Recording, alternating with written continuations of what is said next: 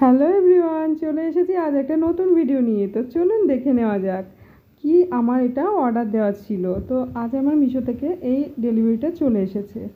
এটা আমি অর্ডার দিয়েছিলাম।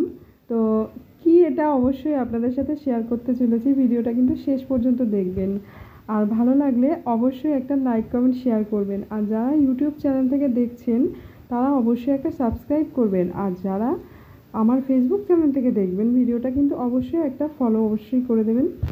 আর দেখুন, আমি কিন্তু কথা বলতে বলতে অলরেডি আমার অর্ডারটা খুলেই ফেলেছি।